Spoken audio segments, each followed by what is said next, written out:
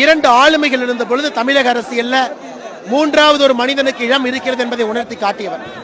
இந்த நேரத்தில் எங்களுடைய இதயபூர்வமான அஞ்சலியை செலுத்திவிட்டு எங்களுடைய ஒரே ஒரு வேண்டுகோள் மட்டும் என்னன்னா, உடனடியாக மாநில அரசு கேப்டன் விஜயகாந்த் அவருடைய உடலை ராஜாஜி அரங்கத்திற்கு மாற்ற வேண்டும்.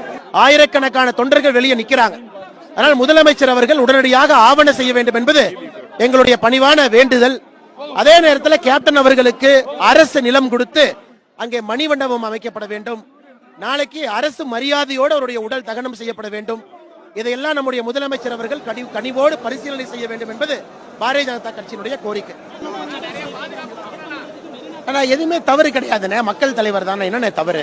தமிழ்நாட்டு மக்களுக்காக உழைச்சிருக்காரு, சம்பாதிச்ச பணத்தை எல்லாம் மக்களுக்காக செலவு பண்ணியிருக்காரு.